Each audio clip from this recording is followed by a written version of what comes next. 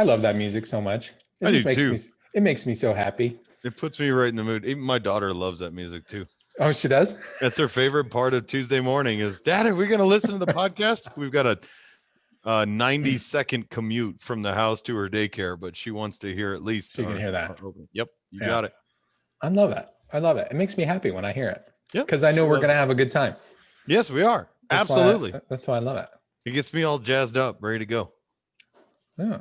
I have no idea what we're going to talk about, but I'm all excited to do it. You have no idea what we're going to talk about? No, I haven't had an idea over the last 3 episodes or seasons. Why start now? Well, this is what, season 3, episode 7?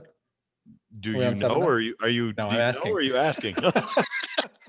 Yes, I think that is actually correct, Dr. Ramirez. Because I was like, it's that time again to say the episode. I have to mention what number it is, and I don't know.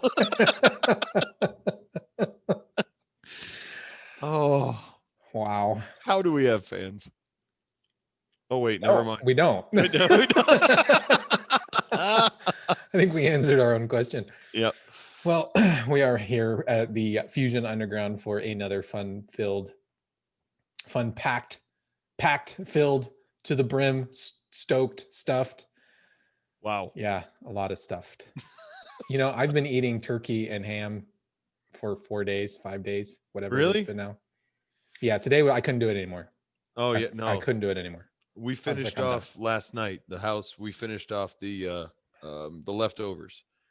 We still have some turkey left over, but we finished everything off. I made little bowls with mashed potatoes, green bean casserole, stuffing on top of that, turkey over on top of that, and put gravy on it. You know, that sounds so gross right now. Oh my gosh, it was amazing. It sounds so disgusting. I believe you. Well, after 4 days of it, good Lord, how much did you make? I had a whole turkey and a ham. Oh gosh, no. You don't know the rule? No, you do turkey or ham. That's why Christmas is always ham for me and Thanksgiving is turkey. Because if I had to do both, I'd probably blow my brains out. I was having like all weekend I would have like for lunch, turkey sandwich and a few pieces of ham. And then for dinner, it was a turkey sandwich and some ham. And then Sunday it was turkey sandwich and ham. Oh God, no, you gotta mix it up. Do something different with it. Make a turkey noodle casserole or something. Yeah, but that would take too much work. And I just didn't want to do that. I was just like, you know what? Just give me the turkey sandwich. Oh, for crying out loud. You know what? I have no sympathy for you. You did this to yourself. Oh, I wasn't looking for sympathy. Oh, okay. Well, good. Yeah. You're in the wrong place. Go see a therapist. Yeah.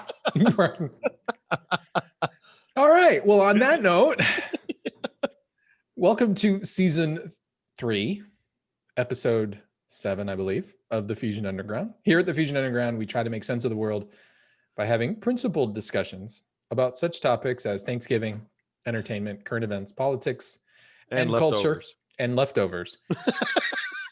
Our mission is to educate people to become critical thinkers so they can live more empowered and happier lives. As always, I'm your host, Manuel Ramirez, and I'm joined by the lovely and wonderful co-host, my brother, Jason Moret. How are you doing, sir? I'm better now. Thank you. Better. This is the highlight of my night. I'm telling you. I know. That's good stuff. Yeah. I mean, we're, for all those listening, we didn't record over the weekend because of the whole Thanksgiving holiday. Mm-hmm. But we are back tonight. Just in time to record a new episode to release tomorrow.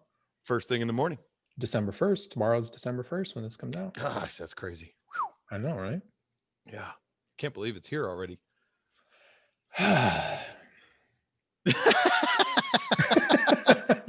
You don't seem pleased about that either, sir.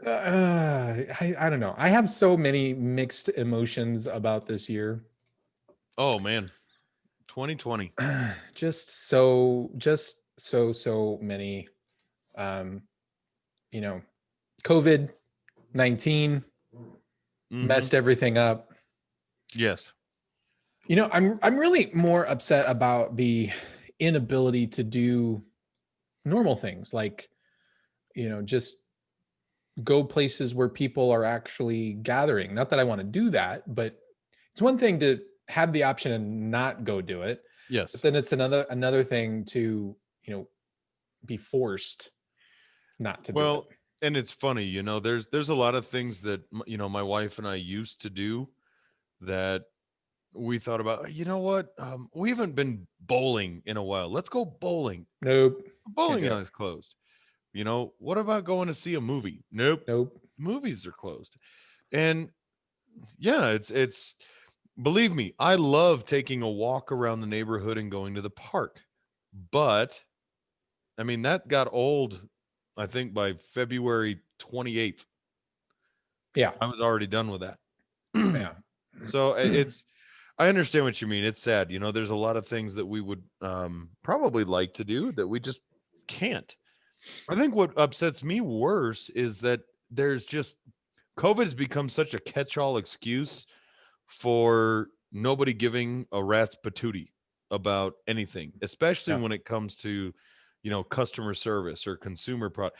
You know, my buddy was telling me today he actually had to order a new refrigerator. Him and his wife got a new fridge. The soonest they can get it, and they checked all of the other stores in their area, is April something of Really? next year. Really? That's the Why? soonest they can order it.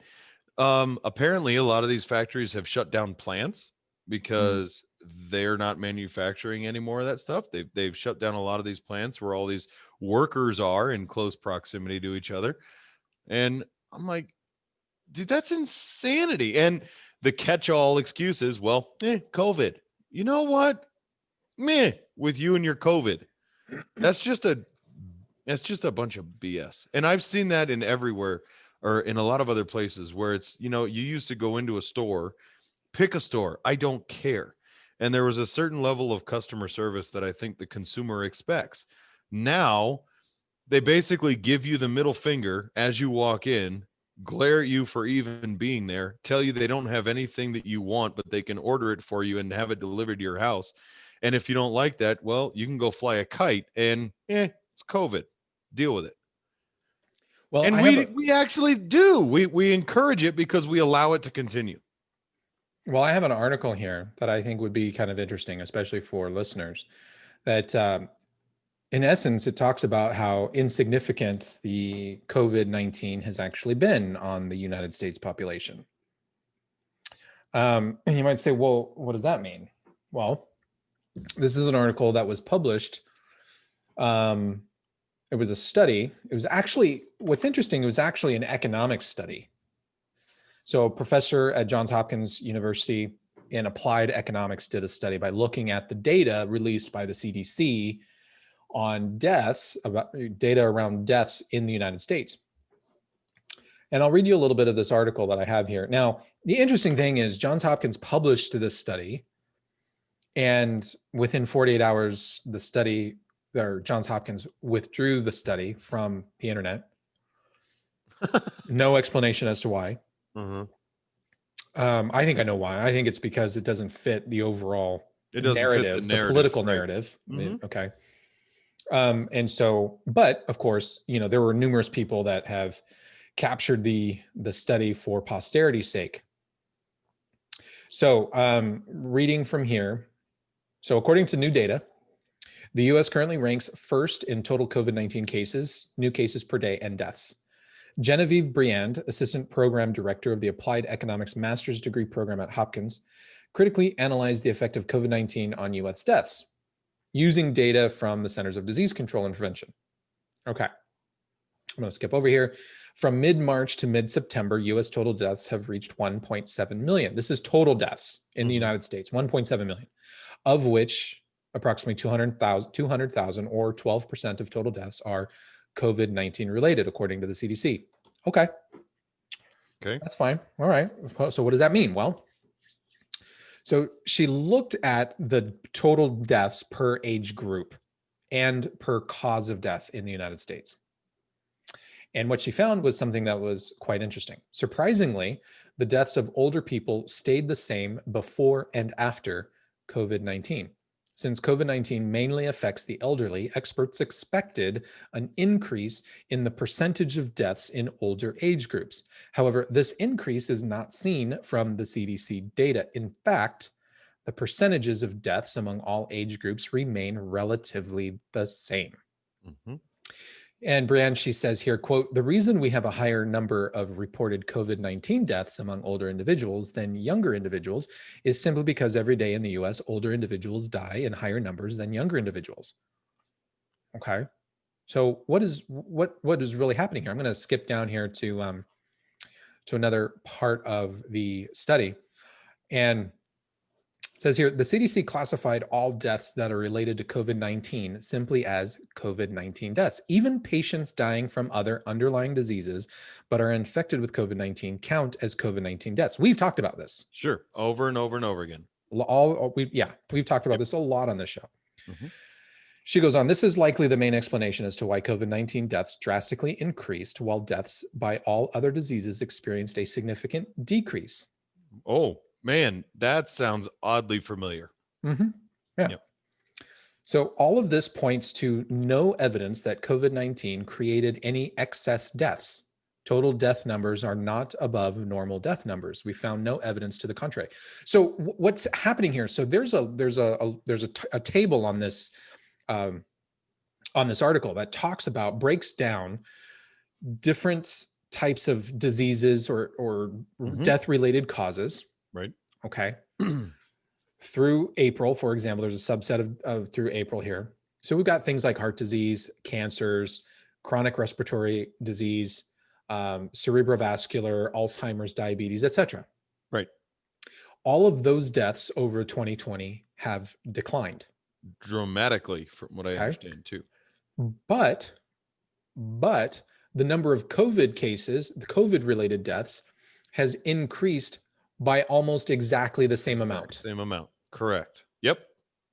So, for example, in the week ending April 18th of 2020, the total decrease across all other disease-related deaths decreased by 2,540, week ending 4/18.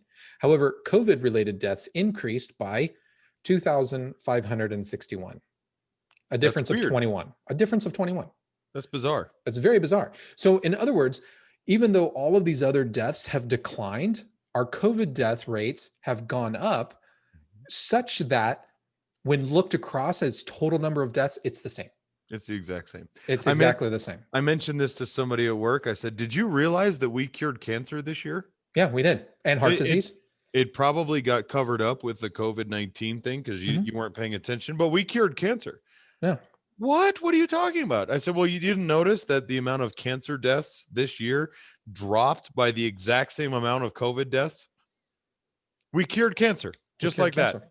Right. It's crazy. And heart disease. And heart disease and diabetes and the flu. Yeah. It's because nobody else is getting any of that stuff. Right. So the idea being that if COVID-19 was really this massive, impact to the country, then what we should be seeing, in just hypothesizing about all of this, is that we should have X number of deaths from other causes, cancers, heart disease, etc., and even more so because of COVID-19. Correct. But that's not what's happened. We have the exact same amount of deaths across all age groups. It's the same. Right. So if COVID-19 had not happened, we still would have lost the same number of people. Correct. If you look at it just simply, let's just say that 2 million people we'll just classify it for the older demographic, over 65, die in theoretically every year. I mean, there's a slight increase, slight decrease, but you're talking about very slight. In 2 million people, that's the average amount of people die every year from various diseases. Well, with COVID-19 coming, if it was as drastic as we're hearing, then that number should have not been 2 million. It would have been 3 or 4. That's how deadly this is. It immediately took our death toll up. Well, that's not what happened. We still stayed at 2 million across the board. And I'm rounding numbers just for the sake of rationalizing our discussion here. But the amount of people that died last year with pre-COVID is the exact same as the amount of people that died this year with COVID existing.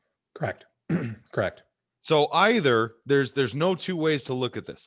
Either we miraculously cured all of these other diseases, and that's why the extra deaths from COVID, they're taking away these people that may not have otherwise passed away because we cured the diseases, or COVID is not killing them off. Correct. And this is the exact same trajectory we've had over the last, respectively, 10 years. Right. And there probably would have been people that legitimately died from COVID-19. Absolutely. I don't want to say that nobody would have died from COVID-19. There are people that have died specifically from the illness, just like there are people who die from the flu every year. Mm-hmm. Okay. Right. Or from pneumonia. People would have died specifically from COVID-19.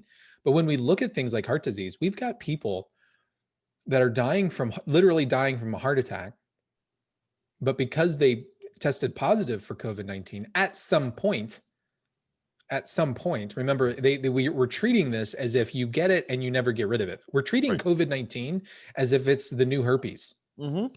So you get it and you never get rid of it, It's which we flu know crabs. is exactly, it's flu crabs. Yeah. Flu blisters. Right. And we know that's not the case. So even if I were to die of a heart attack today, but 3 months ago I tested positive for COVID-19, the odds are that I would probably be marked as a COVID-19 death. Not probably. You would. Yeah. And that's been admitted.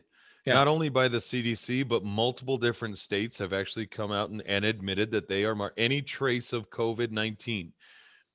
You are marked as a COVID death. I mean, we've recounted how many different situations. I mean, gunshot wound to back of head does not equal a COVID death unless you're in Colorado, in which case everybody who tested with any trace amount of COVID-19 was listed as a COVID death. Same thing in, where was it? Minnesota, where the kid, the 23-year-old kid on a motorcycle, head on into semi truck off of motorcycle, COVID death. Why? Because he had COVID 4 months prior. I mean, come on. Yeah. Yeah, it's pretty ridiculous. But so okay, hold on. Okay. I have to get to the heart of this because we've been talking about this for months and months and months and months and months. Let me ask you. We all know that these COVID numbers are absolutely they're bullshit. I'm not even going to hide. They're absolute bullshit. That they're completely unreliable. But why? Why are they being reported that way? Why are we capturing data that way? And why is that ticker on our news feeds constantly going up? And why is that being shoved down the American's throat? Are you waiting for me to answer that? Yes, sir, I am. Well, it's all about control. Please elaborate. Well, I'm not arguing with you. I've made this point, but I would like to hear your perspective. Well, you have people that are in power, people that are in a position of authority who have an opportunity to control, because their first and primary thing that they need to be able to do is get reelected. And so let's lock things down. Let's look as if we're taking care of the American people, and let's control everything. Let's protect everybody as if they're an infant, right? And now you're in a state of hurt. So what happens in order for you to be out of your state of hurt? Well, guess what? You have to come to me, right? Because now I'm in a benevolent position of power, and now I can bestow upon you things like, loans to pay off your, to keep your business open, whatever. So now I can bestow upon you things to bless your life and your existence. And now you owe all of this to me because look, I protected you from COVID. I protected you from death, and I protected, I gave you food stamps. I gave you things to keep your restaurant, your small business open. So now I can run as a politician. I can run on, look at all of the things that I did for you for your benefit. So therefore, vote for me. So you actually equate this more to an election campaign. Well, I equate it to this is how I in our political system, okay, in our political system, you do have to get reelected because we have 50 states and they all have 50 different state constitutions, and we have so you have to sort of tap dance around the rules that exist. You have to be willing to bend those rules as far as possible. But overall, that's how you secure power, is you make people dependent upon you, rather than, because look, if we make people independent from government, then there's no reason for them to have the government. People realize, well, I don't need a politician to take care of me. But if I'm dependent upon a politician, if I'm dependent upon the government, upon the state for my well-being, for my safety, for a roof over my head, for getting food on the table, then I have to vote for the people who are going to give me those things because I'm now dependent on it. And so it becomes a method of this whole environment has become a way of looking at an opportunity, seizing it so that I can shore up additional political power down the line come re-election time. Okay. Well, I agree with all of that minus 1 point. Okay. I don't believe any of this hinges on an election. And I understand what you mean when you say that a politician's number one job is to get reelected. Understand that. You know what the biggest obstacle, especially in this country, that the government has in order to accomplish what they want to do? That is our individual freedoms and liberties as an American people. And I believe all of this, yes, I do believe this was an exercise of control. But I mentioned this before, the government either cannot or will not force us to give up our freedoms. But what they will do is absolutely position us in a place where we are willing to give them up ourselves, a little piece at a time. Well, it's called FUD, Right. fear, uncertainty, and doubt. Yep. And that's that's exactly right. and this is what COVID has allowed the politicians, people in power, to run rampant with fear, uncertainty, and doubt, because Yes. the fear is, well, what's going to happen if we don't lock down? What's going to happen if we don't shelter in place? Right? You don't want to think about what's going to happen, especially when most Americans have families, they have children, right? You scare them. The uncertainty is somebody like Trump comes along, or some other Republican, and the big bad Republican, and they just want people to go about their daily lives. See, there's uncertainty there. There's doubt in we're going to ever be able to recover if we just go about our lives. There's the fear of you walk outside, people actually believe that you're going to die. Yes. There are so many people in our country who believe that COVID-19 is a death sentence. They believe it's stage 4 cancer. Yes. It's insane to me. It's absolutely insane. And yet when you still look at the numbers, 99.7% of people who get COVID-19 recover. Yep. And yet people think that it is a literal death sentence. Yes. And that's 100% true. And I really do believe that the fear is absolutely instilled in everybody. They're being bombarded with it from every news media, every outlet they can. I mean, Facebook, shoot, even on TV, there are commercials for pick a thing. It doesn't matter. I mean, I can't see a Domino's pizza commercial without getting the COVID fear put in my face. Right.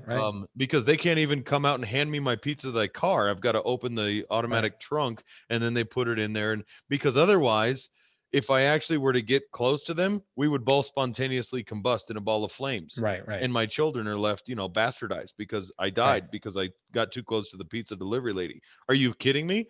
And then the uncertainty, we don't even know what the numbers are. We just talked about real, accurate information from the CDC and everyone else. We will not get that. Absolutely will not. They cannot allow people to get the information and make rational decisions for themselves, because if we did, you lose the fear because you actually have certain verifiable information. That's why you turn on CNN, MSNBC, Fox.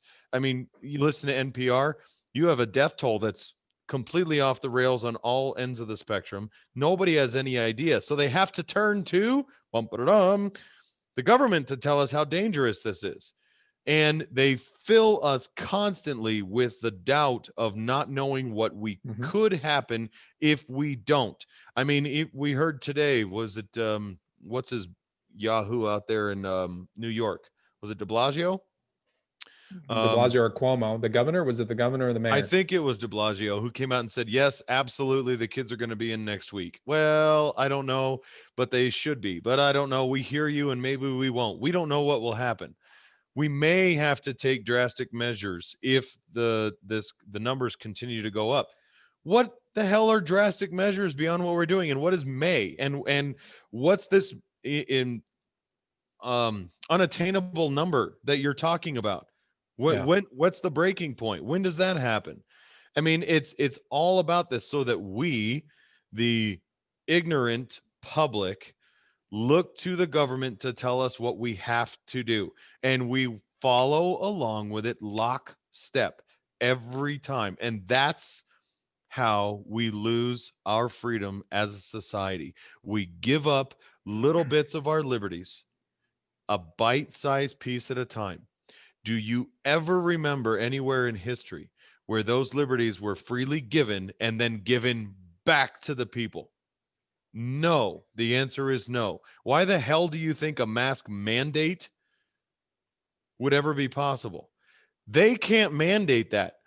We have to do that. And look at what's happening in your neighborhood. Look what's happening around in your schools and everywhere else you go.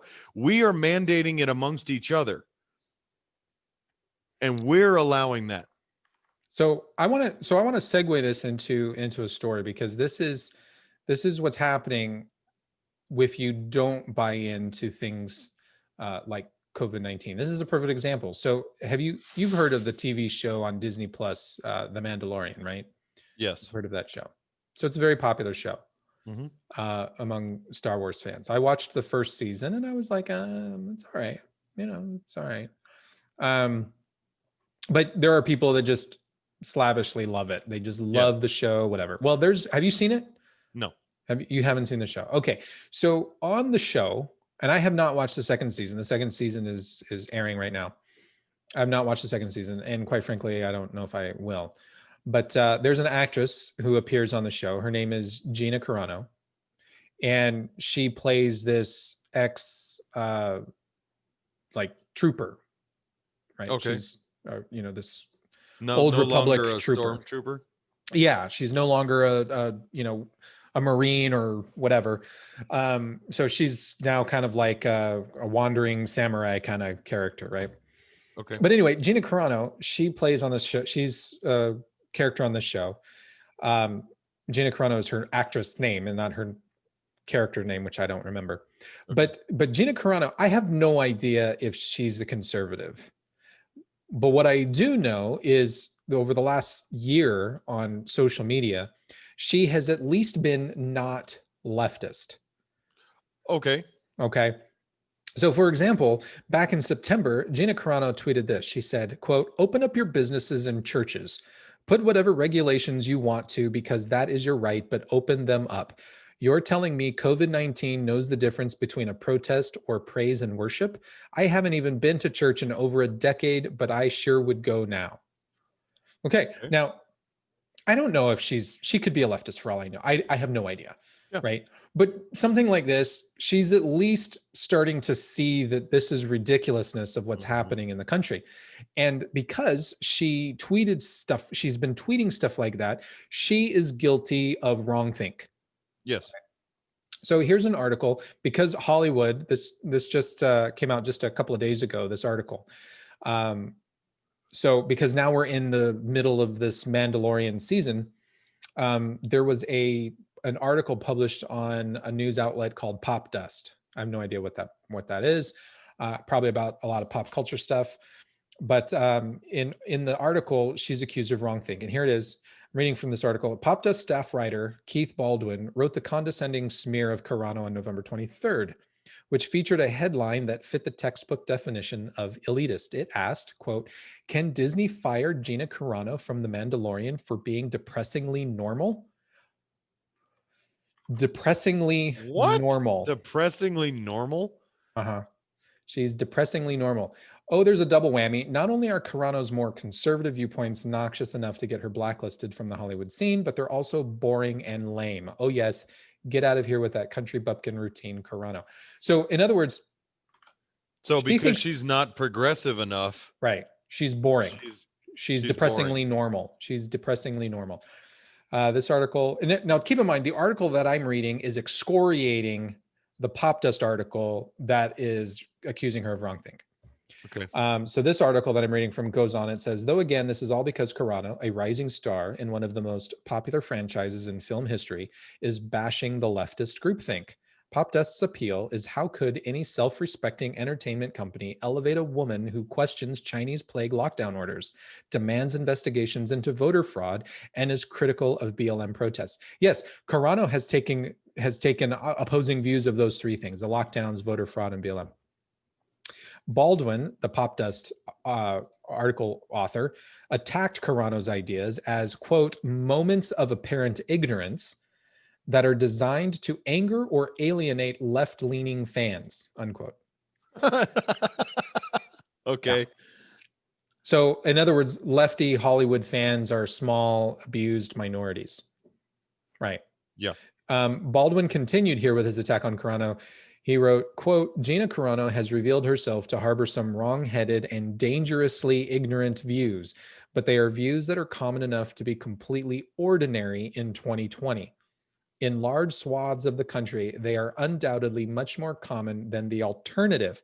This is what these people think of you and I. Yeah.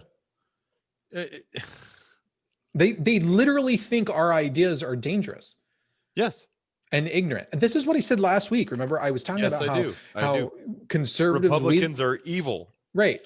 Mhm. Conservatives, we look at leftists and we think, well, they're good people with just some bad ideas. Right. But liberals look at conservatives as terrible people with evil ideas. Evil people with evil ideas. Who must be eradicated. Who must be eradicated, exactly. Mhm. Yeah. So anyway, this Well, is just, and this is interesting because I'm actually surprised. Now, I have a question because I don't know this very much, but has she openly criticized the BLM movement? yes, she has many times. Yes. Okay. Yeah. I'm in that case, I'm actually fairly surprised that Disney has not booted her entirely. They're afraid. Well, keep in mind though, that Disney just signed a very big contract. And I say just as in back in July, I think it was, with Colin Kaepernick, Right. who is the, self-proclaimed poster child of BLM. Right. So I'm shocked so far that they have not yet booted her off of the show. No, they're too afraid. And I don't think she will get booted off. I don't think that she Okay. will get booted off at all. And here's why. Go. Disney has completely screwed the pooch on Star Wars. Yes. They spent $6 billion on Star Wars, and they're not even close to making that money back. They have not they haven't come anywhere close to making a profit off of Star Wars. Why? Because they bought it for $6 billion, and then they turned around and started making films. Okay. Right. And all of those films barely broke even. I think Solo actually lost money. Solo lost money. The trilogy films did not make nearly the type of cash that they thought they were. No, they more than broke even. There was a marginal profit, but I mean, right. It was negligible. Yeah. But then it was erased by all of the money that they dumped into their parks to transform the different sections into a Star Wars area. They lost money off of toy sales and merchandising sales. So they're bleeding money. And then along comes this thing called The Mandalorian. And The Mandalorian, when Star Wars is in its lowest in terms of just fan enthusiasm, along comes The Mandalorian, and people are like, the average fan, the average Star Wars fan is like, finally something that feels like Star Wars, and they're loving it. They're loving it. So right now, Disney is hemorrhaging cash. They're laying people off left and right. their parks have been closed all year long. They're losing crap tons of money, and they're afraid to mess with that formula. Yeah. They're afraid. And here's the other thing. Disney, while Disney loves to be progressive because they sit in Hollywood and they're big on Right. the two coasts, they also recognize that a large number of their core audience are conservatives, is middle America. Mm-hmm. And so they don't want to get rid of a woman actress, right? Female actor who appeals to the core Star Wars fan base, who now has them energized and who think like she does. Right. They're afraid of that backlash. I don't think they're going to get rid of her. And then okay, I understand protecting a franchise like The Mandalorian that's actually making you money. Good for you. Why jump on the BLM bandwagon as well when that risks that middle class America that you talked about? Well, because I think Disney understands, they know, hey, you know what? Most of middle America that likes our shit likes it because they have children. Mm-hmm. Right. So I think this is me hypothesizing. I think most adults, while they enjoy Disney stuff, if their kids were older, they wouldn't go. Okay. Okay. So they know that, okay, the parents are still kind of locked in no matter what it is that we do. The parents are going to be locked in. They're not really going anywhere. Kaepernick, well, yeah, we can sign him, but we'll really keep him over there with our ESPN stuff, right? We'll keep him over there with ESPN. It's not really, yeah, it's Disney, but it's Disney sort of, Yeah. right? Because it's over there with ESPN, and it still gets them some of that leftist cred without leftist cheddar. Without violating or destroying any relationship. So I think it's a safe bet for them, is what I think. And let's face it, Disney is, they hired back, what's his name, the director that made all of those pedophilia comments, the director of Guardians of the Galaxy. They fired him, and then they brought him back. So he made the first two Guardians of the Galaxy films, made them a ton of money off of those two films. They went back, somebody dug up all of his old tweets. Oh my God, he's a pedophile. When he was just telling really inappropriate jokes. Whether or not he's a pedophile, I don't know. But Disney canned him for it. And then Disney allowed the time to kind of go by, and then just sort of secretly hired him back on to do the third movie. Oh. So, there's not a lot of principle there coming out of Disney. They're just in it for the cash cow. I guess that's true. So, okay. But let's keep that thread going. So now we've got people that are being, remember, this is the whole cancel culture. Right? Now, are you familiar with Dr. Jordan Peterson? Just a hair. Just a hair. All right. Yes, I am. All right. For Dr. Jordan Peterson, Dr. Peterson, he's hated on the left. Absolutely hated on the left. And he has a new book that's coming out in the spring. So he wrote a book called the 12 Rules for Life. 12 Rules for Life. Yep. Okay. I read that book. I read both of his books. He's only got 2 books out, Maps of Meaning and 12 Rules for Life. I've read both of them. And he doesn't, well, I'll get into that in a minute, but he had so many different rules for life that he's now publishing a second book. Okay. And it's being published by Penguin Random House. And the staff decided that they were going to confront the executives and lament about the publishing of this book. So they held a town hall meeting. And during the time, let me read you parts of this article. Okay. This is incredible. This article is on vice.com. I hate vice.com. But anyway, this is where the article's from. Several Penguin Random House Canada employees confronted management about the company's decision to publish a new book by controversial Canadian psychologist Jordan Peterson at an emotional town hall Monday, and dozens more have filed anonymous complaints, according to 4 workers who spoke to Vice World News. That is one sentence. Yeah. Holy crap. That's a publishing clearing. Yeah. The publisher. Oh my God. Okay, sorry, go ahead. On Monday, Penguin Random House Canada, Canada's largest book publisher and a subsidiary of Penguin Random House, announced it will be publishing Beyond Order: 12 More Rules for Life by Peterson, to be released in March 2021. The book will be published by Portfolio, blah blah blah. Four Penguin Random House Canada employees who did not want to be named due to concerns over their employment said the company held a town hall about the book Monday, during which executives defended the decision to publish Peterson, while employees cited their concerns about platforming someone who is popular in far-right circles. Now, let me just pause there. Yeah, I was gonna say, go ahead. They don't like that he's just popular with people like you and me. No, no, no, no, no, no, no, no, no, no, no. Now you got to remember the accusations against Jordan Peterson. And yes, I'm familiar with Jordan Peterson. I actually really like the guy a Yeah, lot. me too. I like him. He has been accused multiple times of inspiring the quote unquote alt right. Yes, yes. So And he's furthest from. no, He's not an no, alt-right guy.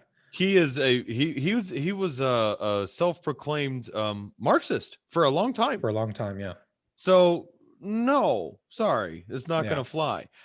He is very popular with conservatives, extremely popular with conservative men, and Yeah. a big part of that is because he talks about the importance of masculinity among men, and men are craving that kind of fulfillment and understanding in their own lives. So he has always had a very large following amongst men.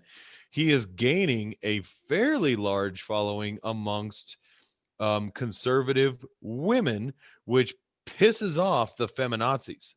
They hate the guy because Jordan Peterson has absolutely no qualms about talking about the difference between equality of opportunity versus equality of outcome. And he has come under a metric shit ton of fire for um, when the government in Canada was trying to enforce mandates upon equality measures. He said, absolutely not. Should we have equality? Yes. Should we strive for that? Yes. For the government to mandate that is wrong. You don't do that. That's where the government's line, their boundary line of their conduct is.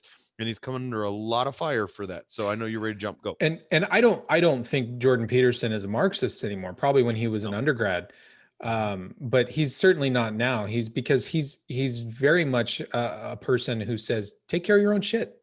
Yep. Take care of your stuff. Get yourself in order. He's not asking for the government to put your life in order. He's not asking for any of that. He's a huge proponent of free speech. He recognizes free speech as a core principle to maintaining liberty and all of that. Anyway, so Okay, I think sorry, go ahead. I think we've at least set up a foundation of who the guy is. of who Okay. Dr. Peterson is. Here's a quote from a junior employee. Now, this junior employee that the article references is a self-identified member of the LGBTQ community. And of course, they attended that town hall and spoke to Vice World News. And this is what this individual had to say. Quote, Jordan Peterson, is an icon of hate speech and transphobia. And the fact that he's an icon of white supremacy, regardless of the content of his book, I'm not proud to work for a company that publishes him. No idea who Jordan Peterson is. This person, zero idea about what about what he is. Another employee said, quote, people were crying in the meeting about how Jordan Peterson has affected their lives. They said one coworker discussed how Peterson had radicalized their father, and another talked about how publishing the book will negatively affect their non-binary friends. They have no idea what this guy has written. They don't have zero a concept. clue. And even if they did, let's just pretend they did. How the hell do you, as an upright human being, allow the opinions, thoughts, or feelings of one person who writes a book affect you so vehemently that it affects your relationships with other people and your self-identification? That's speaks to me. Either you are that weak as a person that you allow that to happen, or you're just a complete ignoramus and you have absolutely no idea what you're talking about. I think both may be possible. Right. The reason why they say that he's transphobic and he's an enemy of LGBT circles, you alluded to it, is because the Canadian government was trying to pass a law where it said you have to use the preferred pronouns of an individual. Correct. Failure to do so could be met with severe fines, jail time, whatever. Mhm. And Jordan Peterson said, no, you're not going to compel me. You're not going to force me to speak a certain way. Right. You shouldn't force me. It's And people, compelled speech right? at first. That was the argument. It's compelled It's speech, and you compelled can't speech. do that. But second, and I think more to the point that was very important that he brought up, you are putting the responsibility upon me, the ignorant third party citizen here, to know what random person Correct. AB wants to be called by.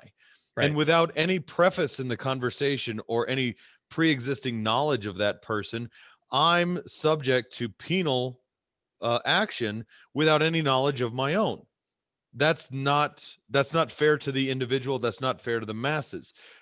Dr. Ramirez, if you will, I'll use you an example. I know who you are. I know you are Mr.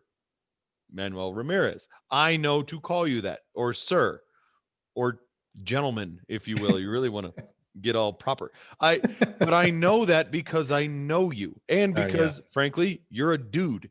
Yeah. But if some guy or gal walk down the street and I say, "Hi, ma'am," and I have no idea who she is, and she's offended because she self-identifies as a rabbit, and I didn't use the proper rabbit pronoun, I could be subject to You're screwed. to penalties. Yeah, you're That's screwed. that is absolutely unfair to the public, and again, it's compelled speech, And which it's compelled speech because the government was trying to say that failure to use the proper pronouns causes offense to the person being misgendered, for example. Mhm, mhm. And Jordan Peterson's argument was you can't make it so that nobody is ever offended, because That's impossible. it's impossible. Because Mhm. even if I could offend you in us having a conversation about where to have lunch, Correct.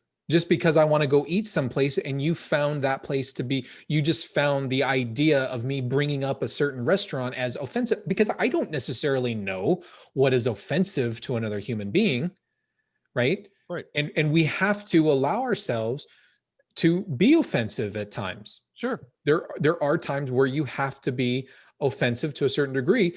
You know, this is another thing that I deal with in my line of work all the time. And most people, most employees in organizations feel as if conflict can never occur. We cannot fight when we're at work.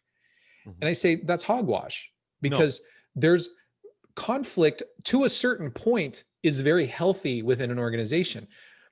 The fact, if we are trying to solve a business problem, you and I, and if we disagree on the approach to solve that business problem, let's say the business problem could be valued at $10 million. That's not unheard of, right? We might be struggling with a problem with a business that we're working in, and the problem is this has a value of $10 million attached to it. I want to do it one way, you want to do it another way. There's $10 million on the line. Yeah, we're going to disagree, and we're going to think the other person is crazy because of how much money we're going to lose, or we're Right. going to cost the company. We don't want to lose our jobs or other people to lose their jobs, etc. So we're going to butt heads in that instance. There's going to be conflict there, but that's healthy conflict, so that we debate the ideas Mhm. and figure out why, maybe we're both wrong, and through us debating it and Correct. talking about it, we might realize, oh, you know what, wait a minute, you're right, you're onto something, let's go down, and now you've solved a problem that Right. saves the company $10 million. You need that conflict, and Yep. most people think you can't have it. Like, it's wrong if there's any kind of conflict. Well, no, and we touched on this even in spirited debate. We're not Sure, allowed to sure. actually have disagreements, even verbal disagreements anymore, Correct, correct. because we're trying to find a way where no fighting, everybody just gets along, and we're all free love and heart. Guess what? That doesn't happen. Right, And if it does, there's no development there, because there's no challenge, there's no obstacle to overcome, and there's no room for growth. We cannot grow as a society and as a people without meaningful challenge in our lives. And I'm sorry, that happens with working individuals, that happens in relationships. I mean, shoot, you talk to any marriage counselor out there, they'll tell you that arguments and those kind of things are actually healthy for the development of the relationship. right. They have to be there. And the idea of not offending somebody, no matter how hard I try, I will offend people Oh yeah, you through will. no fault. Shut up. Through no fault of my own or without any intent.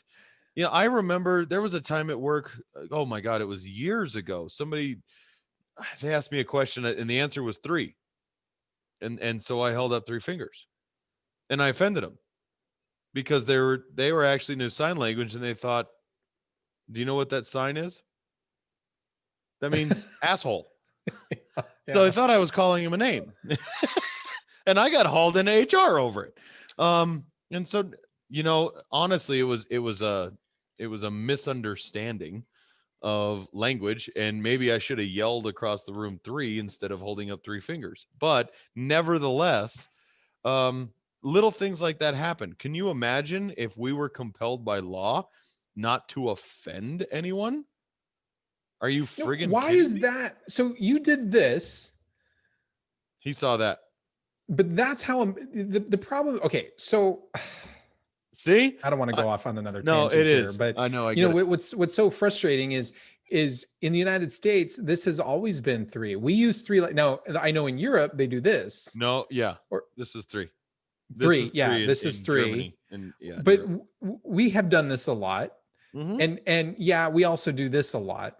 Sure. And it might be a West Coast thing versus an East Coast thing. I don't know, but this is very common in the United Sure. States. I thought you were going to say that this was like they were trying to do the white power symbol. You've Oh seen that, God. right? Yes. Oh, what the hell? That has been debunked. It started off of It was 4chan, such a joke. and people still claim that it's supposed to be, people flashing the white power signal, and it has nothing to do with that. It's been Oh my debunked God. numerous times. This is again, we talked about this, how Right. people just refuse to face reality, and they No, just, they they accept an idea as ultimate truth in their head, especially if they hear it on a reliable place like Twitter or right, Facebook, right, and and that becomes law in their brain. right. It's It's it's it's gospel. it's absurd. I thought, yeah, yeah. It's just So so yes, Jordan Peterson is the devil, and so he he is the spouts all this devil. off, Yes. and so therefore he must be destroyed at all cost. And So these junior publishers or junior employees have screamed foul. What is the clearinghouse going to do about it? Oh, they're publishing the book. Oh, good. They're publishing the book, much to the chagrin of the few employees that are there.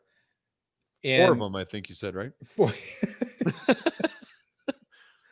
can I do this? Is Can you that is do that four? offensive? I don't Can know. I? Probably. Is that I don't know. I I don't don't know know. what's appropriate anymore. Maybe that's like a V for Vendetta thing. I I just don't know. want people to just shut up, right? It's Shut just up. lighten up, Francis. God, Yeah. everything's not about you, for crying out loud. Exactly. Quit being so damn sensitive. Yeah. Harden your core of your person for So crying out this kind of is a nice segue into what I wanted to talk about tonight, because loud. Oh, there's a this growing sense of, I think, um people feel that they're missing something in their lives. Now, Nietzsche wrote God is dead.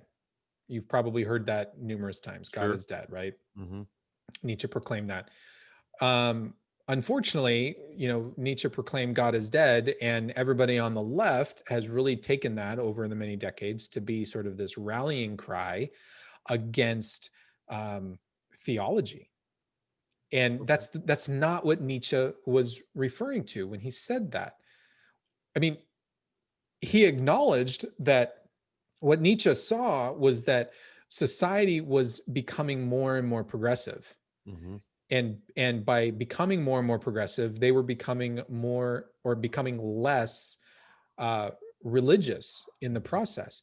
And what Nietzsche was trying to figure out was what he was thinking about for a long time was, well, where does that road, if society has removed themselves from the religious road and they're on this, the secularized road, where does that road lead?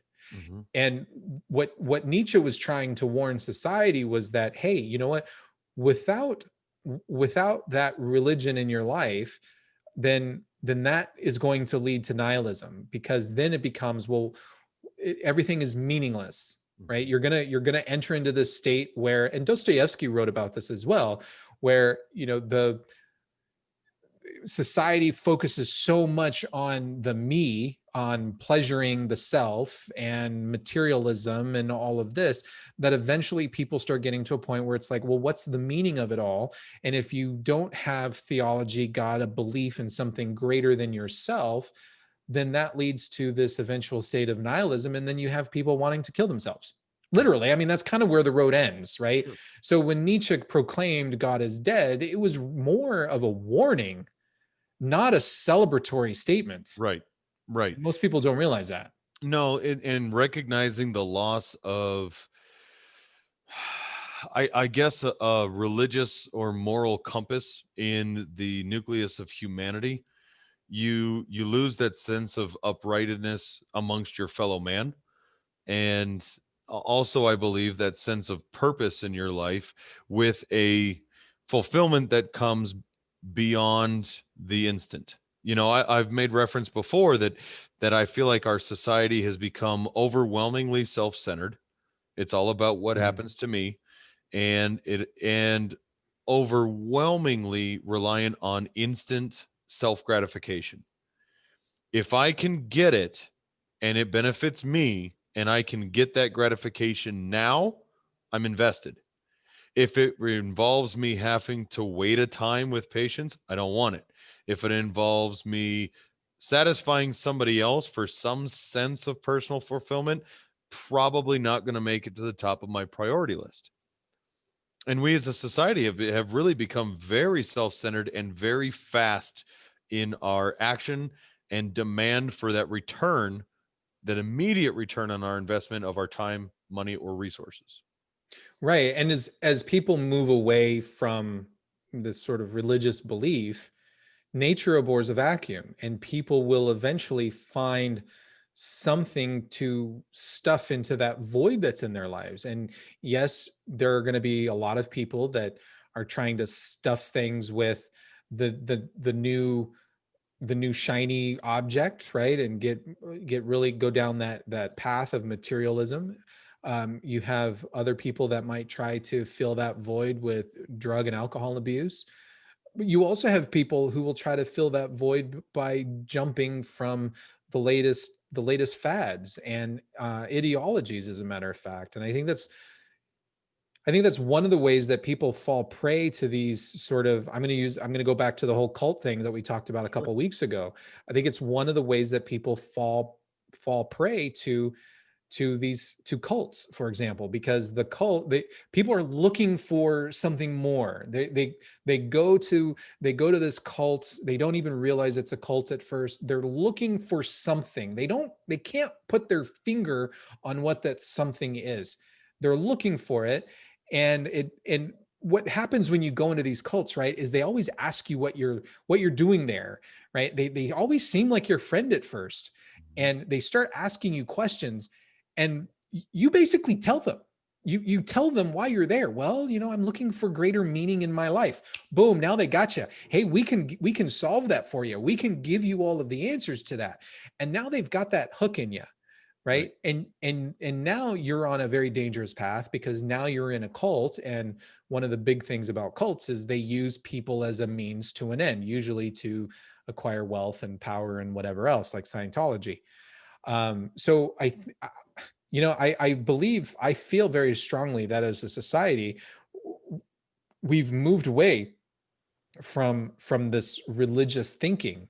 Mhm. I prefer to refer to it more as mythological thinking, not necessarily religious thinking, but we've moved away from that where mythology reconnects us with the world around us, with our inner selves, and now as a society is looking more external to stuff, and a lot of people are kind of wandering around lost, Yeah.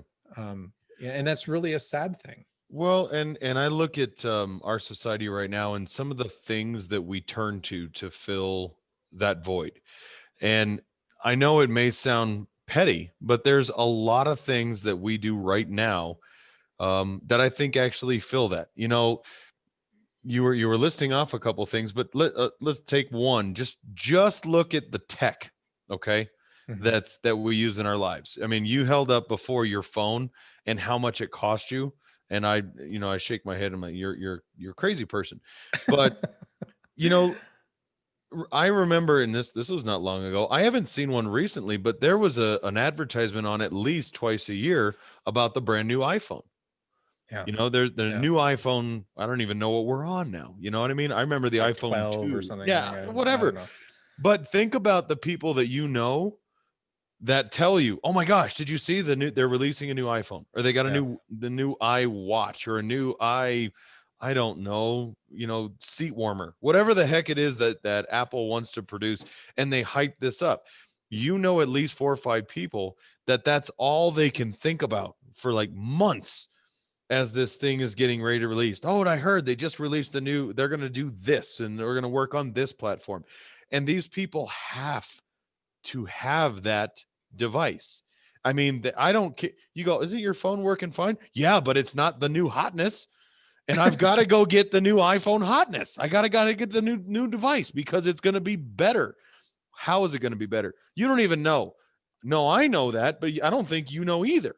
But they have to, and it becomes consuming right. that they actually go spend their money, give it willingly, that they become part of that inner circle of people who have it. Social media is no different. You think of people that are on, Twitter, Facebook, you name. You even mentioned that you were on Twitter and didn't recognize until you got put in Twitter timeout, like the bad dog, go sit in the corner. You can't play with us anymore.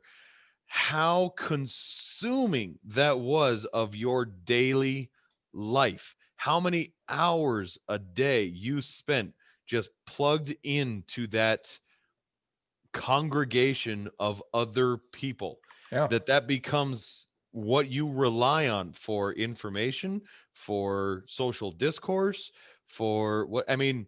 And I can guarantee you were on there first thing in the morning. I'll bet whatever you read or talked about on there affected you throughout the day. You'd think about sure, it, you'd come sure. back up. It becomes consuming.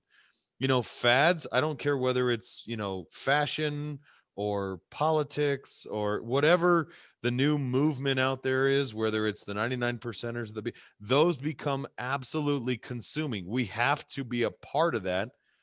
And the people that are in it can't break away from it mentally, emotionally, physically, whatever, because that's become who they are. It's filled the vacuum, that void in their lives for self identifying who they are and their values and principles. That if they break away from that, it's like ripping away part of their soul. Yeah, yeah. I don't disagree with anything. I'm rubbing my face and just like I'm all angst ridden because I'm reading this book. I don't even know what it's called. I don't remember what it's called here. I'm gonna look it up. I got it on my trusty Kindle. I'm almost done with the book. I'm almost finished with it. It's called The Social Singularity. Okay. And what's interesting about this book, I don't agree with a lot of the premises, but the book is basically asking. Well, the reason why I don't really agree with the premises is because I think the way that the book is written is the wrong way to write a book. Uh, Okay. if you're writing a book like this, so what the social singularity talks about is our form of government, our form of economy is outdated, and we should we need to, if our society is going to grow and improve better for mankind, maximize freedom and liberty, which is why I kind of clued into the book, we need to rethink the way that we live in society. Okay, there's something there. I think the better way to do it would be to have a question, and then you write the book you do a bunch of research to try to answer that question, and then you write the book that comes out of that research. And Okay. maybe in the process of doing your research, you actually answer the question, but in a way that was completely surprising to you. This book, it feels like the author had a very specific conclusion that the writer wanted to They had achieve. the answer already formulated, and they needed to Exactly. come up with the questions and the And justification for it. right. So they basically just assembled the blocks until they got a picture that looked good to them, rather than collect a bunch of blocks, put it together, and then stand back and go, what does it look like? Oh, this is something new. So I think the way that the author went about writing the book was not the right way. However, having said that, some of the premises that I don't like is he's obviously not a gamer. Okay. Okay. He's Well, obviously not a gamer because take 1 point away for you.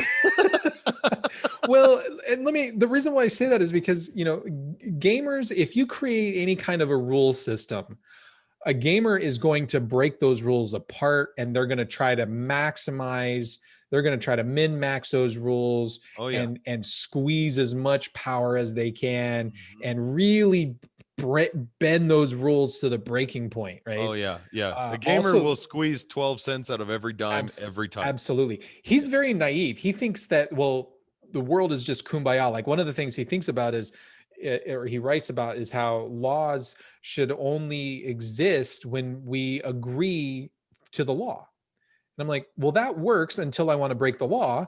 And Right. then when I Then break I the don't law, I agree say, to it I don't anymore. agree anymore. So Yeah. let me out of jail. Right. Right. So Yeah. I'm like, your premises don't really Name fly with name me on a one lot of things. thief out there that Yeah. says, "Well, I didn't think it was wrong to steal, so I guess Not that's just wrong. not a good law. Let's just move Right. on." You Oh, know, okay. Well, yeah. you make a compelling argument. I guess we'll forget it. Yeah. So, um, but what I think is interesting, and I think the way he should have presented it, is, why are we in this particular state? Why is our society acting the way it is? And then extrapolate and try to look for other possible, do some thought experiments to see where different paths may lead, to try to figure out what's the best one. He just kind of comes up with the best one on his own. um so I've been seeing a lot of this, right, where people are really bought into materialism now, and he talks against materialism and simplification of lifestyles and all of that, which I totally get. And I think that's a lot of this, where they're looking for something more. And people are wandering around blindly, and I think, to be perfectly honest, I think the answer is very, very simple. Oh, okay. You're gonna leave it right there, or Sure, I just wanted to hear what you had to say so okay. far. Well, and okay. I think we both can probably agree at this point that we believe that society is overwhelmingly self-serving, in the sense that we look to ourselves and the betterment of our own individual circle. And I mean very tight circle. There's me and the other people around me that are immediately dependent upon me. So in my case, that would be me, my wife, my daughter, my son, and that's it. Everybody else can go, climb a tree. I don't care. Right? Right. Now, that's the day-to-day grind. That's why we do what we do, and that's what we look for. I think a part of that void that actually we create in ourselves is, I I believe, and this is me personally, that mankind is filled with an inert desire and need to serve something greater than ourselves.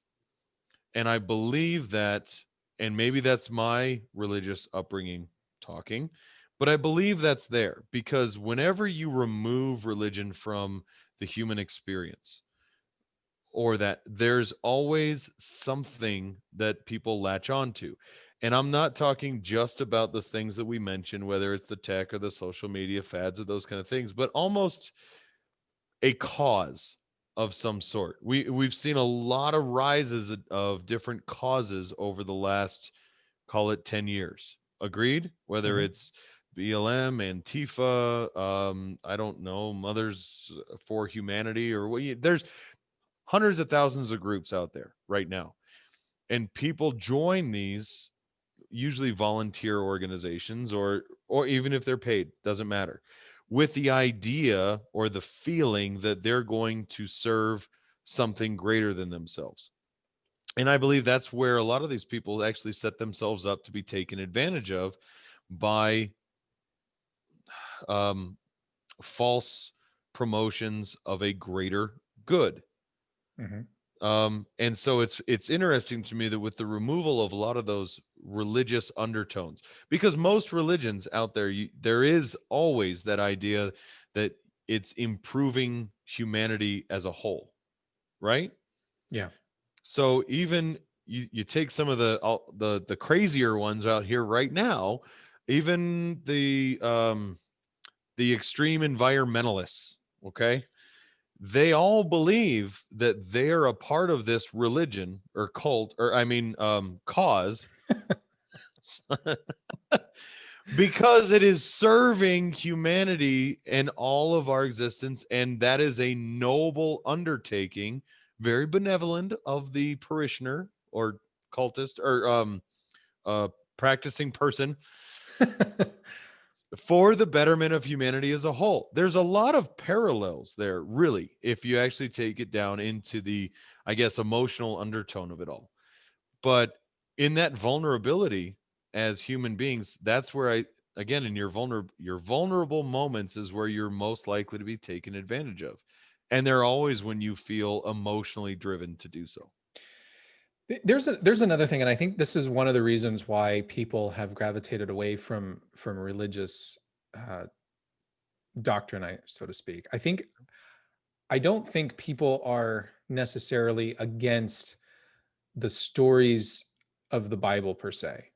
What I think people are against, I think people are against the rules that their religion or a religion lays down for them to follow. Oh yeah. So even though people are looking for something greater than themselves, most people do not try to better themselves on a daily basis. And that can be a very, very bad thing for humans. When we're not trying to better ourselves, if we fall into these traps, these repetitive, our days become extremely routine. Hmm. And when things become very routine like that, it becomes really easy for us to say, you know what, I should do this, but that's the right thing to do, but I'm going to go do this other thing instead. That's not the right thing to do. Right? Because in other words, doing something that's not good or is not right becomes much more interesting because it breaks up the monotony. And the problem that religion forces upon us is that if you're practicing Christian, for example, then Christianity requires that you seek to improve yourself. But there's a problem that comes with that. It's very, very painful to accept the truth about yourself. Hmm. People don't like to do that. And so they typically shy away from doing that. Nobody likes to hold the mirror up to themselves um, because it's just too painful. So we allow, the only way to sort of cure that shadow that lurks within us, we all have that dark side that's within us. But in order to cure it, or in order to understand it and be able to control it, you have to know it's there, and you have to be willing to look at that shadow and say, yes, these are my faults, right? Hmm. But most people don't want to do that. And so they say, well, this religion's not for me. I'm not going to do those things because those things are hard. Yep. So I'm going to go over here and I'm not going to be religious anymore. I'm going to be spiritual. I Hmm. hate that. I know. Yep. Yep. If you want to Right. hear our whole diatribe on that, go back to that episode on religion versus spirituality. Because Yeah. wow. And so I think people, they leave the religion, okay, for whatever reason, right? But by doing so, they leave all of those stories that really that speak to various universal truths in our lives, and that really provide a lot of meaning and a lot of symbolism and metaphor that we can use to enhance our lives. And so they leave those stories when they would leave the religion, and now they're looking for something to fill that hole where all of these stories once were able to fill. And so now they're looking for it elsewhere. And I just think that's a very dangerous. And so I think our society is on a very dangerous path, because I think it leads to I think it leads to a lot of people embracing ideology. I think it's one of the reasons why, I mean, you look at the numbers, it's like, churchgoers have left left the pews by a tune of like 48% over the last 10 years, Yeah. right? Church attendance is down by more than half across all major religions, Oh yeah. Christianity, Judaism, and Islam, right? So people are leaving religion, and they're embracing these ideologies of the state. Now we worship at the altar of American politics, right? We root for political parties and politicians as if they are, Deity. deities, yeah, demigods, Mhm. right? Um, which is extremely dangerous, I believe.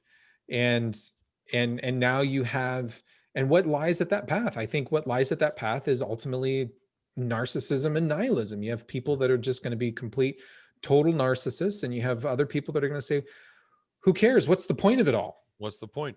What's Yeah. the point? Why bother living? What am Why I bother? getting out of it? Right. Yeah, this is nothing for me. And we see that with people on the left. We see Yeah. people on the left who are saying they are so caught up in like global warming, right? They're so caught up in wanting to save the earth that we now have so many people that say, what's the point of it all? And they're not having children. They don't want to have kids. They're like, I'm not going to bring a child into this crazy world of whether it's politics or global warming, et cetera. We really see it in terms of global warming. And I'm like, Well, and why are you making a decision based on that? They're making it because they have nothing else to help with their decision making. that's not just true of the left. I mean, let's be fair. There's a lot of people on the conservative right now who are saying, "What the hell's the point of this?" There was all this enthusiasm about the election coming up, and now that all of this is happening, it's like, what's the point? Why bother go out and vote? Why get involved in anything? There's no freaking point. It's all gone to hell. Why even bother? I'm not even going to get out of bed. Well, I mean, I think that's a little bit of a different scenario. I don't think that's the same thing. I think the people that are saying what's the point on the left are saying it more about life in general. I think the people on the right are saying what's the point in voting if it's an all rigged game. I think that's slightly different. now, yes, but you have to look at it from we're going to try and be neutral here tonight. At least I'm sure as heck going to I'm try. not. I know you're not, you big turd. But really, I mean, do you not think that there are people on the right who are like, what's the freaking point of all this? You know what? Burn it all down. I'm ready to burn it all down. Yeah. I think the, again, where I think that's coming from is if you want to play by the rules of just holding an election, but you know that the other side is going to completely cheat in order to win, then there's no point in playing the game. Look, monkeys, for example, will play, seriously, No. if you take monkeys, right? You take little baby monkeys and they'll play with the older adult monkeys. Mhm.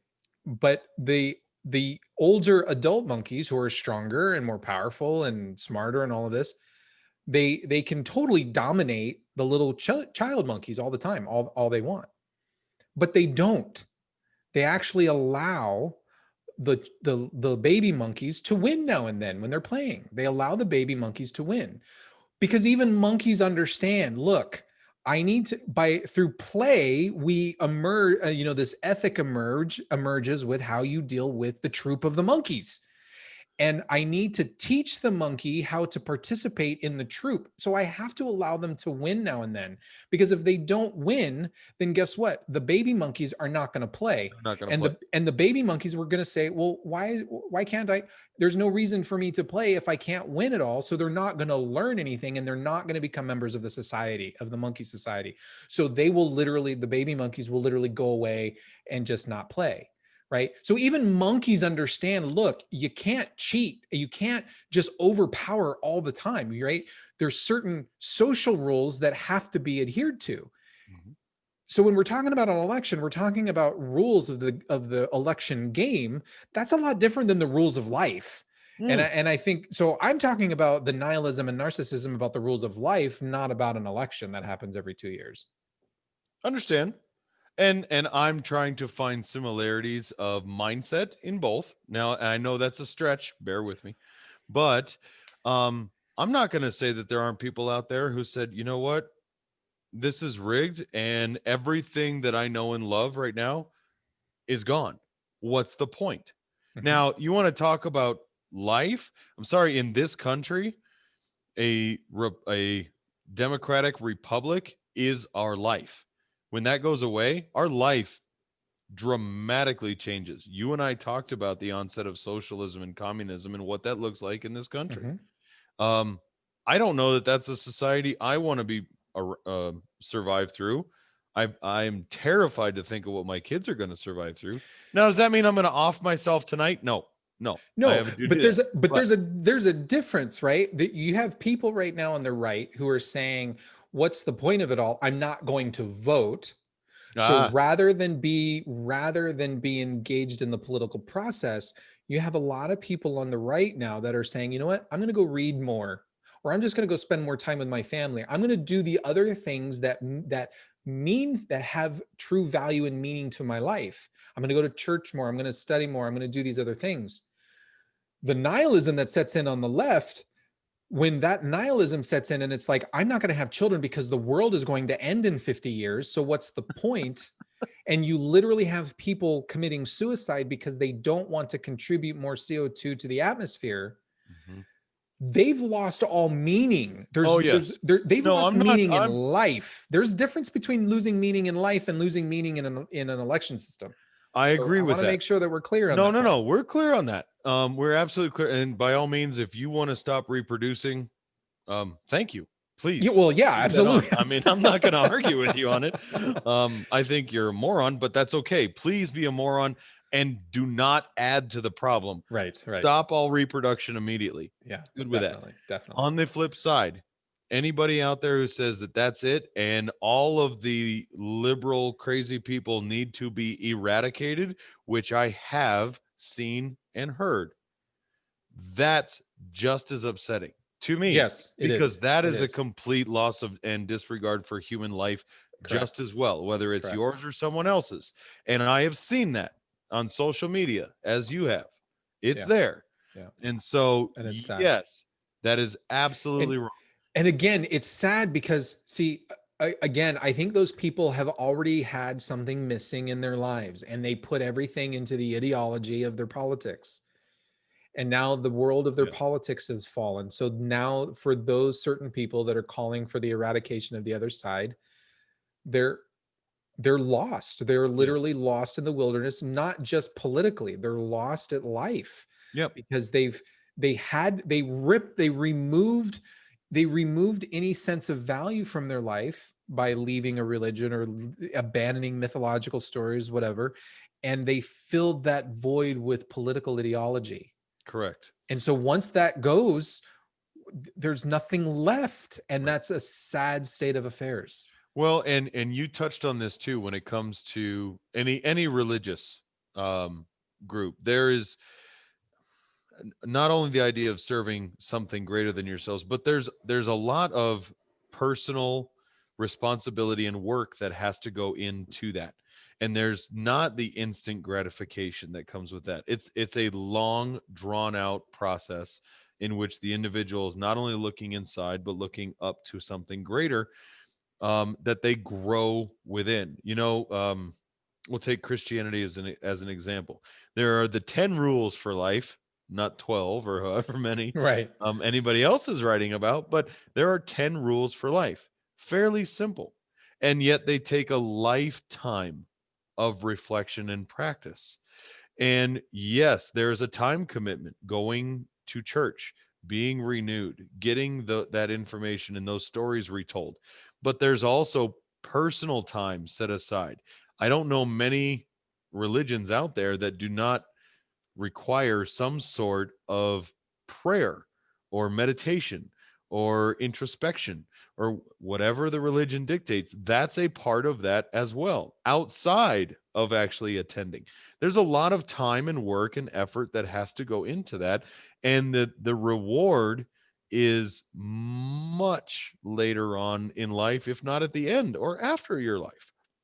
In most religions, a lot of religions, it's after you've died.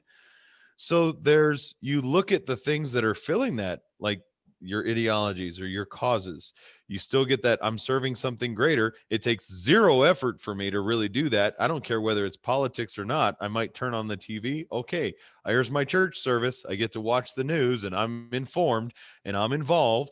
I don't have to do anything. As soon as I turn it off, it's done. And I get an instant gratification that because I'm involved and because I know what's going on, I'm actually serving my better mankind. I'm keeping myself informed. And it's hollow. It's empty. It's an empty glass. I mean, how many people do you know who would actually go to confession? Confession? Confession. I know two Catholics fairly well. Right. One of them doesn't go to church and you're the other. Right. So Most people would never go to confession. okay. Most Catholics don't go to confession.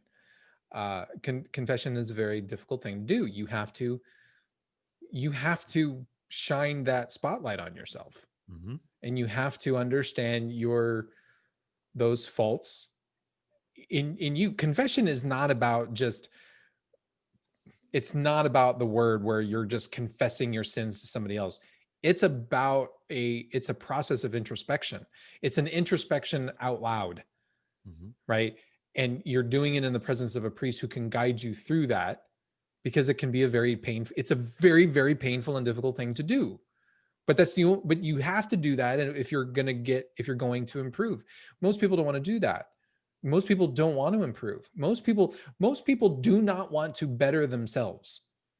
They just want to live their life. They want to get up, go to work, come home, eat, sleep, get up, go to work, come home, eat, sleep. That's all they want. That's all the majority of people want to do in their lives. Well, I can agree with that with one caveat. I think people do want to be reassured one way or another that whoever they are, regardless of their faults, they are good enough and they are accepted. See, and I Now, don't buy that premise. I don't Go ahead and think finish. it takes much of anything for people to do that. So let me clarify. I don't care if that's even putting out a note on Facebook and somebody says, I agree, or right on, or somebody has to hit like on a comment. That, for a lot of people, is absolutely enough. And that's why people are always seeking that. And that's the wrong thing to think, It's though. absolutely wrong, but I don't think that I'm wrong in the reality See, of what it is. but again, most people, you just said it, most people want to be affirmed. Yes. And everything about what we're talking is not about anybody else affirming. It's what people don't understand when it comes to these mythological stories. Call them, even if we talk about the mythological stories of ancient Egypt or ancient Greece versus ancient Palestine with Christ, right? They're still mythological stories. What people fail to understand about these things is that it's all a process of introspection. It has nothing to do with anybody else.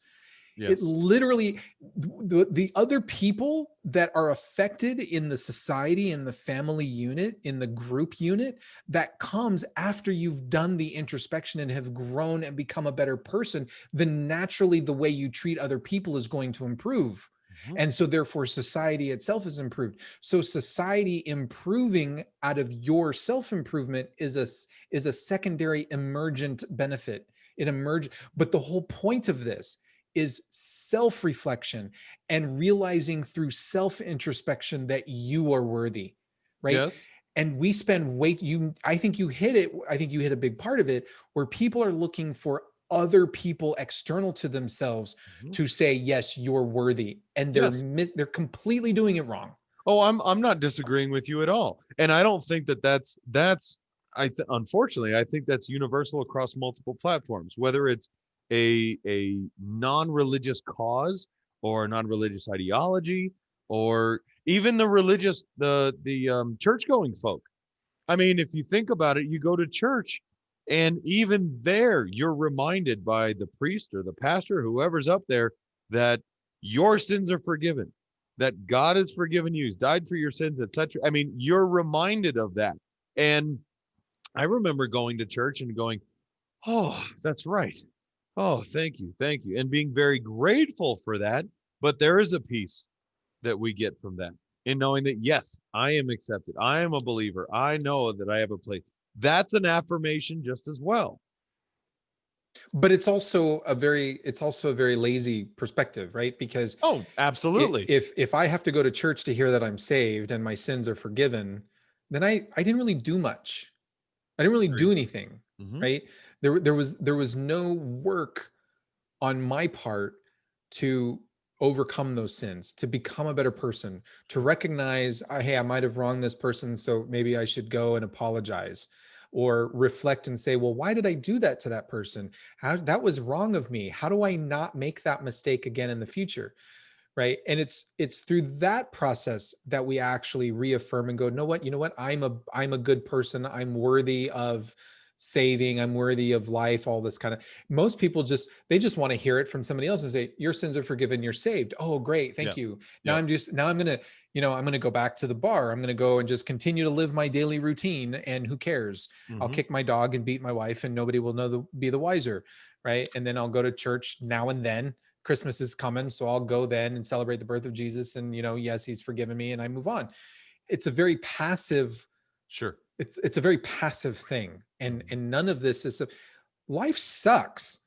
Let's just be honest. Life sucks. The world is trying to get you. Yes, the world is literally trying to get you at every turn, because guess what? Stop trying to survive for a while. Just go 1 year without trying to survive at all. You won't survive. You'll lose your house, you'll lose your family, you'll starve, you'll succumb to freezing temperatures, heat, Hmm. whatever, right? The universe is trying to kill you. It never ceases in its attempt to try to kill you. And you have to constantly adapt to that, to your environment, so that you can survive. Life sucks. And I think most people, they lose sight of the fact that it sucks, and they turn to materialism, Sure. right? Well, let me just fill this void in my life with all of this extra crap that's absolutely meaningless. Let me impress people that I don't really like anyway by buying a bigger house or a bigger boat or whomever, Right. whatever, right? I don't like those people down the road. Why would I want to impress them? But something tells me that I have to, right? We're Hmm. constantly in Hmm. this stupidity, and I think most people would be much happier if they just let it all go Sure. and just focused on themselves for a change. Well, and we just had Thanksgiving. So I loved going around the table and hearing what everybody was I thankful hate for. that. I know you do. I I hate that. I do. It just bothers me on so many. I just hate it. Well, then you know what? Hush for a minute. I'm going to have a Go moment. ahead. So, Hate it. you know, Hate. Hate. I it's always interesting to me how simple the things that we are probably most thankful for are. And yet, so okay, I think you most know, people lie. all right, fine. Well, that's you. You're just bitter over Thanksgiving because you made a turkey and a ham, and you're still on 4 days I of love leftover Thanksgiving. ham. It's my Yep, favorite holiday. it's my favorite holiday. Yeah, but I think most people lie. I Go okay. ahead. Well, and I did talk about, my family. Absolutely Mhm. 100% the greatest joy in my life. Um, and that's no joke. And I think you know me well enough to know that I mean that when I say it. And Yeah, I think you do mean that when I you say do. it. Um, and they have changed me overwhelmingly more than anything else in my life. My family's changed me. When my daughter was born, I changed instantaneously overnight. Agreed? Agreed. Agreed. All right. The fact that I've been able to survive one more year, like you said, with the entire universe trying to consume me, and I've kept other people alive, I'm grateful for that. But it's the I guess the joy that they all bring me on a deeper level, no matter how mad I get or how frustrated I am, Mhm. those are the things that I'm most thankful for. And yet, it's interesting, out of the other 364 days of the year, do I actually recognize, appreciate, and put half as much energy into that one thing than all of the other stuff, which consumes a lot of my time? And Right. unfortunately, I think for 99.9% of the public, the answer is overwhelmingly no. Oh yeah, I believe that too.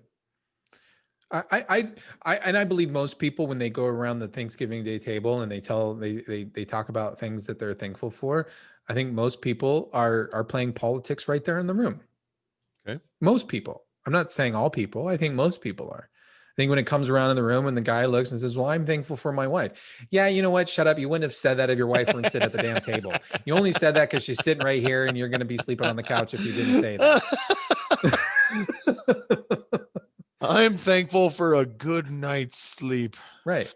You know what? Because here's the thing. If I'm sitting around the table with my family, okay, right? If I've got all of my family there and my all of my extended family and everything like that, the thing that I'm most thankful for is the fact that I haven't seen those people in 364 days. That's what I'm thankful for.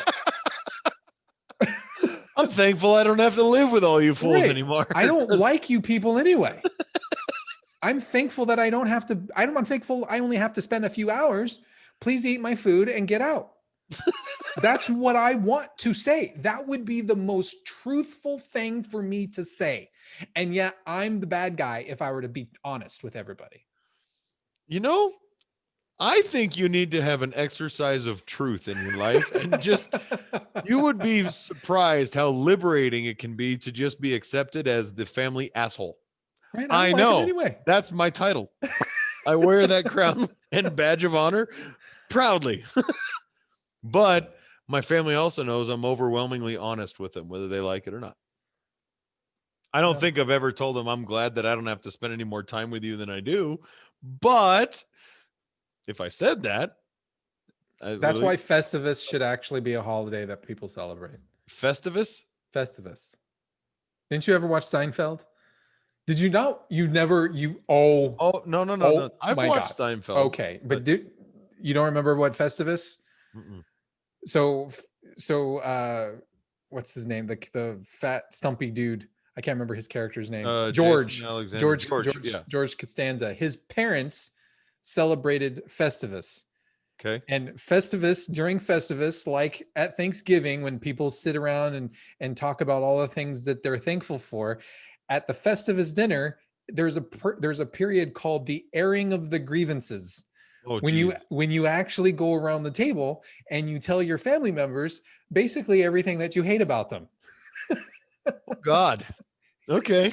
And and then there's the traditional wrestling match for Festivus. And you don't put up a Christmas tree, you have a pole. Just a pole that you stick in the corner of the room. It's the Festivus pole. Oh, Yeah, it's is just a there big old dancing? gigantic, it's just a lead pipe. Oh, oh, okay. I was like, you put up a poll? I'm waiting for the rest of the evening's activities. No, but you wrestle and it's the airing of the grievances. It's a fantastic idea. It's a great holiday. I think it should be celebrated more because then everybody could tell their families to piss off. Well, you know what? I know in a lot of families, mine's no exclusion from that. There's a lot of things that we're like, you know what? I wish so and so would just do this or stop doing that. And but that's never said to the individual family member. They never get together and go, you know what? You piss me off because you never call me on my birthday and you do it on purpose or whatever it is. I don't care. There isn't that. Instead, we tell a different family member. And Right. we always say that just don't say anything. This stays between us. And then Right. eventually it gets around where it's supposed to anyway, because families are probably the worst group of telling or keeping secrets I've ever known in my life. Oh, Families are right, right, terrible right. about it. I mean, you Yeah, just, if I absolutely. want a family member to know something Just that tell I, somebody I, else. I just tell somebody else, it'll Right. get there, Yeah, it'll get there usually eventually. within a matter of 24 hours. And what's amazing is when you played telephone in school, the story got all screwed up with it by the time it hit the third person. In families, that sucker is verbatim. It's verbatim. You might as well hit record. Right. Absolutely. Yeah. And you're like, you heard it from that person who heard it from that. And then you go, that's like 6 deep and it's word for word. And Like, it's word for word. Exactly. Yeah. I that's don't why we remember get the mad. expletives along the way, but Yeah. that sounds like something I would have said. So I I was guess feeling it at the I time. felt So it. I guess I just didn't, well, that's the thing that I hate about holidays like Thanksgiving. Even though I love Thanksgiving, it's my favorite holiday. It's another reason why I very much dislike Christmas, because those two holidays, Thanksgiving and Christmas, are the ones that are filled with obligation, and I'm not one who enjoys obligation. I don't like getting together because I'm obligated because it's the holiday. I want to get together with people that I want to get together because I want to be with those people, Sure. right? I don't want to get together with a bunch of people because I'm obligated to do so because there's a title like, well, we're family. Yep. Piss off. I So don't like that. you're okay with if mom says, "Hey, we want you to come down for the weekend and have dinner and spend the night and hang out."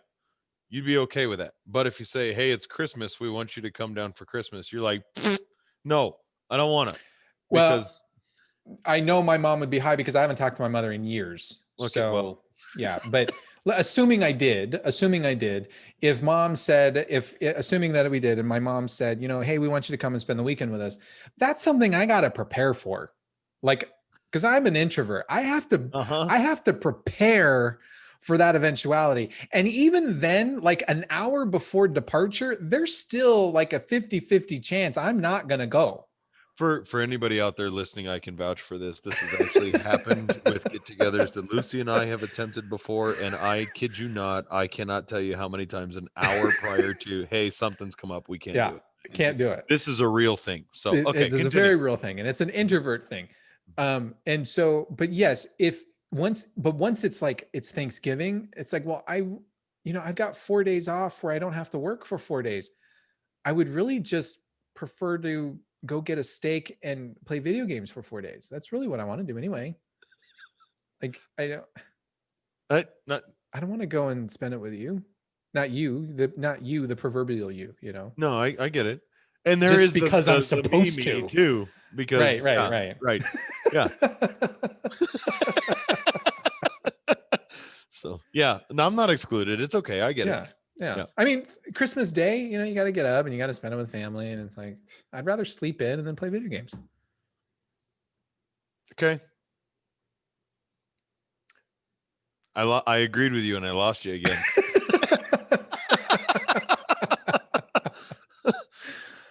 There are a lot of people out there that are just like me. You realize that.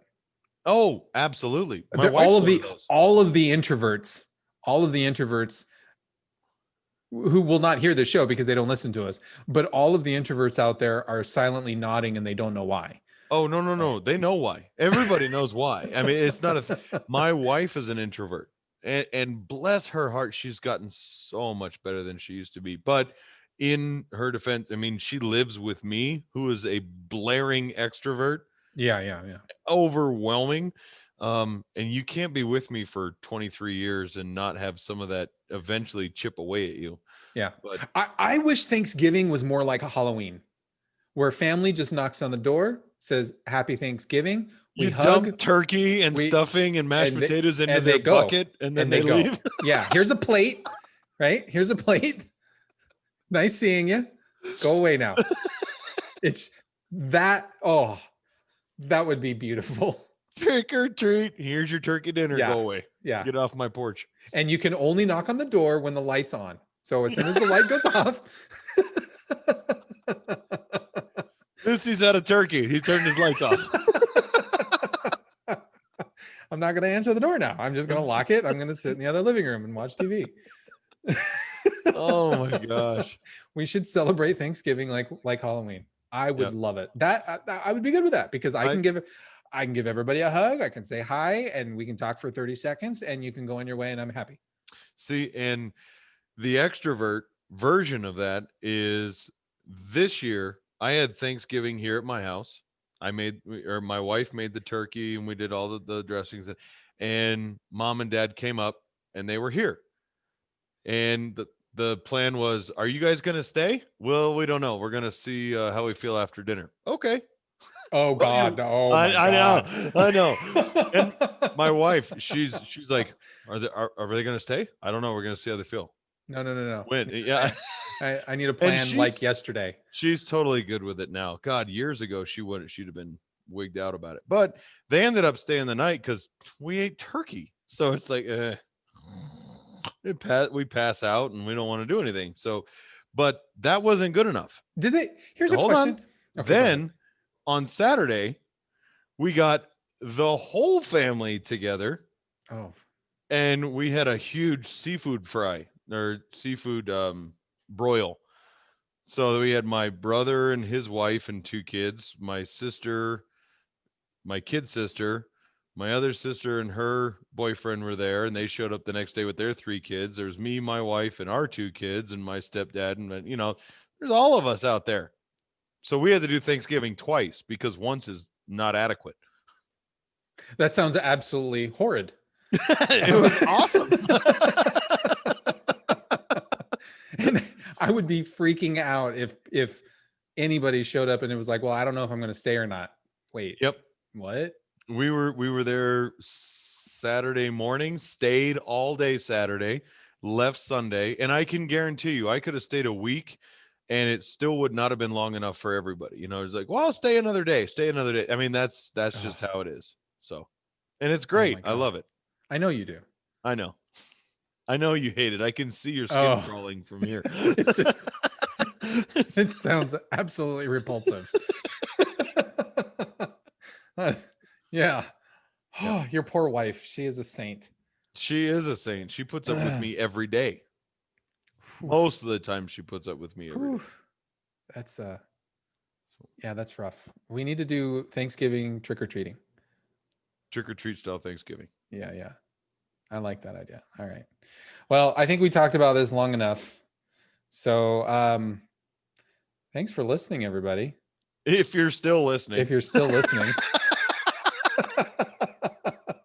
As always, you can catch all of our stuff over at fusionunderground.net. That's our website. You can also catch links to our stuff. We do have a Facebook group. We post our stuff out there on Facebook, facebook.com/AZ Fusion Underground. We were on Twitter. We got booted off, or at least just put in Twitter jail. So we're still in Twitter jail, but we're now on Parler. But anyway, you can catch all of that stuff off of all of our audio feeds, everything, all the information you need is off of our website, fusionunderground.net. Any last words? No, I think that pretty much filled my void. All right. Well then, for Jason Moret, I'm Manuel Ramirez, and you've been listening to the Fusion Underground. Peace word late. Have a good night.